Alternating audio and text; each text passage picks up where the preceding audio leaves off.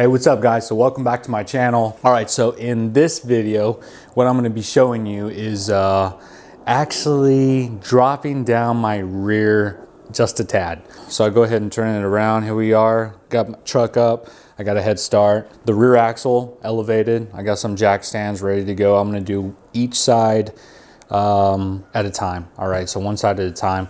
What I'm going to use are these Pro Comp 4-inch rear blocks. Okay, so good price on Amazon. Don't need anything crazy. I just need an inch drop in the rear.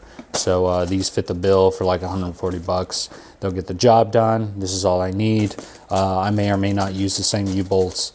All right guys, so the reason why I'm dropping the rear is because I have about an 1.25 inch rake. All right, and what that means, I'm leaning down a little bit. If you haven't checked out my last video about my wheels, go ahead and check that out. I kind of described the rake, but my front's at around 45 and 14/16, something like that, around there, 15/16. And then the rear is right around 47 inches, and that's the measurement between the ground and the top of the wheel well. All right, so that gives me about 1.25 inch worth of rake, roughly, and that's a little too much for me because next month what I want to do is install a different front bumper. All right, and what that will cause is a little more sag in the front suspension. So I looked it up. My BDS lift kit have 425 pounds per inch front coil spring. So what that means is if you put 425 pounds on a coil, it will sag 1 inch. All right, and so since they come on my lift kit, if the bumper is roughly 300 pounds and the stock bumper is roughly 80 pounds, that means I need to account for about 220 pounds that it'll sag. You do the math, 220 divided by 425, it'll sag roughly 1/2 inch. All right, so if I kept the current rake and didn't touch any of my suspension, then I would have roughly 1.75 inches of rake, which would be very significant. I would hate the look, so I'm just gonna go ahead and drop that rear, make it look flush, level, probably within 1/4 inch difference from the rear to the front. And then next month throw on that bumper. That'll give me a little rake so that when I'm towing, pulling my boat, I won't look like my front end is staring at the sky. So all right guys, so now that I've explained why I'm dropping the rear, let's go ahead and get started with this project. It's fairly cut and dry. Raised the rear axle with 2 jacks. I got some jack stands, safety first, right? Do each side at a time. I took both of the wheels off. They're sitting right here, and if y'all are wondering how these Centromatics are working out for me, they are working out extremely well. I am very happy with that purchase. Again, my wheels have no wheel weights on them, and that was done purposefully because these will rust if you use the traditional wheel weights, which is what this wheel would require if I did have them balanced with those weights. And just over time, if I got them rebalanced, I'll definitely have some rust spots after a while. So that's, I wanted to protect that. No weights. See how these Centromatics worked. They can still work with weights on, but they definitely still work with no weights at all. All right guys, so here's the current progress. I got 2 jack stands, both along the center of the chassis pretty much. I did not release my shocks, right? And the only reason why I didn't loosen up that bottom shock or the top portion is because I'm decreasing and the amount of distance, or pretty much lowering the rear end. All right, if I was going the opposite direction, such as if you're trying to raise your truck, probably gonna have to, right? All right guys, so I finished the passenger side. Now I'm on to the driver's side. I like doing one side first so I can give you the tips and tricks and what best help me out. There's the passenger side. Looks pretty good. Use the same U-bolts. All right, so what I did, 2 jacks underneath the axle. All right, you're gonna have to lower that right side a little bit just so you can have enough clearance to drop this jack in this side of the axle. So what I did, as you can see, these 2 U-bolts, all I did was loosen them. All right, and then on this side, what I wanna do is I'm gonna go ahead and remove both of these nuts. All right, what that would do is allow me to pull this U-bolt out so I can pull this block out. All right, one side, and then slip in the new block. So that's what I'm gonna do.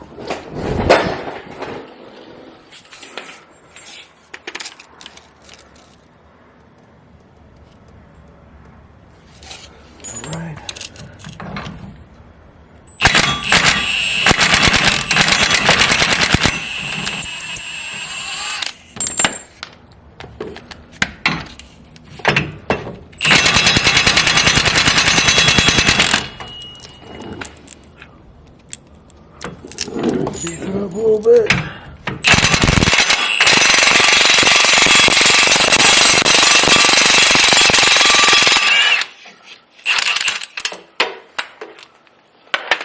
All right, pretty tough with one hand.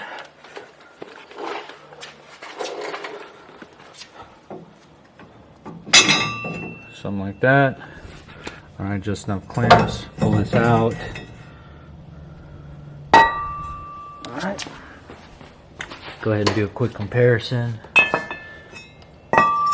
So as you can see, it declines, all right, when it's pointed towards the front. So this is how it's actually going to be installed. Something like that. All right, so that the bump stops rest on top of these things. So BDS Pro Comp, that's all I need. This is a 4-inch, this is a 5-inch. Sure does look bigger though, so we'll see how that works out. But it is slightly on a decline. All right. Go ahead and slip the hole in. Boom, just like that. Come on, focus. All right, so there's a top hole right here. I'm gonna go ahead and raise it up.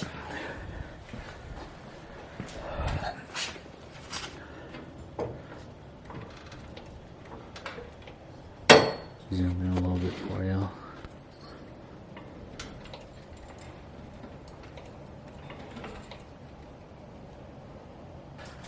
Gotta make sure it's lined up well. All right, should work out. So I need to raise it enough to sit flush. Nope. All right, it's pushing up on that tit, but all we got to do is pretty much pull this axle a little bit and it should fall in. There it is. Just gave it a good old kick. All right. Put the U-bolt back down. Put it through the mount. Put the nut and the washer back on. Tighten it up. So it's gonna be 150 foot-pounds. Let me go ahead and finish this side up. Get the tires on, make sure it's torqued down to 150 each nut, and yeah, show you the results. All right guys, so I brought out the truck to show you, just have enough area around the truck while I'm taking you through, show you some good angles. Real quick, I was in the Starbucks drive-through, figured I'd treat myself. Some dude's car died, so I offered to push his car for him. I ended up doing that, but I parked the truck on the side. I figured I'd just walk in once I was done helping them push the car. Turns out they're inside. You can't walk in. So now the line's a mile long, and so I said, screw it, you know. Anyways, I'll go about my life. But here's the truck. Again, 4-inch rear blocks instead of a 5-inch rear block. Let's see how it looks.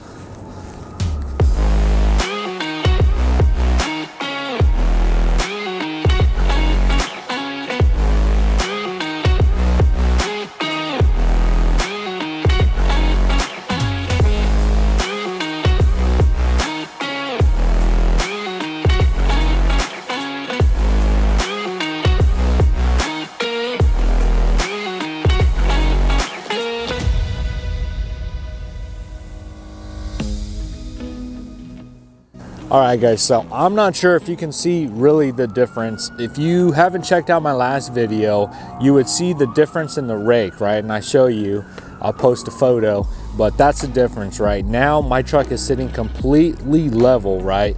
Within, granted, about 1/8 of an inch or about 1/16 of an inch, with the front end being just a tad high, but that's, I mean, you won't be able to tell. So as of right now, you would have been able to tell that rear end sticking up about 1.25 inches above the front end. Like I've mentioned before, I'm getting a new front bumper. I have one in mind. I'm definitely not gonna tell y'all, but if y'all have any recommendations, I'll check them out. Go ahead and let them know in the comments below. And yeah, I'll check those out. But I do want a new front bumper. Let me go ahead and show you from this angle. Truck really looks good. I like the level look. If you tow a lot, you probably don't want that. You want that rake, right? So that once you have some weight in the back, whether that's a fifth wheel, gooseneck, or just, you know, by bumper pull, you do want that height in the back, so that when it does sag, it doesn't look like your truck's about to drive into the sky. So the level look works for me based off of what I pull. And then with the bumper, it's going to sag just a little, and so I should still have a leveled look once I do pull the boat. I personally love this look. Something about the 1.25-inch rake. I drove it like that for a while. I guess I didn't mind it at first, but after a while, I was like, you know what? Damn, I want the leveled look. So that's why I researched either lifting the front end, but after doing some research, I would be messing with the geometry if I put some front pucks above the coil springs right here, right? So if I would have bumped this up with about an inch leveling pucks, it would have messed with the geometry. I would have had to deal with the whole front suspension, removing the track bar, dropping the front axle, getting probably another rear alignment. And then I thought about it. It's probably just easier if I manipulate the rear end, which is just decreasing in size of the rear blocks. Definitely a better move because it doesn't deal with, or it doesn't hamper the alignment that I originally had, that I still have. All right, so everything went in well. I mean, it can just be guys who just have a little too much rake for them. They just want to drop that rear just a tad. Yeah, this is for you, and I highly recommend it. It's a very simple process. It took me no longer than an hour. So if you guys have any comments, questions, let me know down below. I did buy the rear blocks off of Amazon. They're Pro Comp. I was looking at some ready lifts. Either way, you can't go wrong. I think there was only about a $20 difference. I got the Pro Comps, which was about $20 cheaper than the ready lift 4-inch blocks, and they worked out just fine. I used the same U-bolts, nut and washers, so everything was as advertised. So no issues on my end. Hope y'all guys like it. If you don't, I don't fucking care. But I love the look of my truck, but it's all about what you like and how you want to make your truck look. So guys, until next time, see y'all.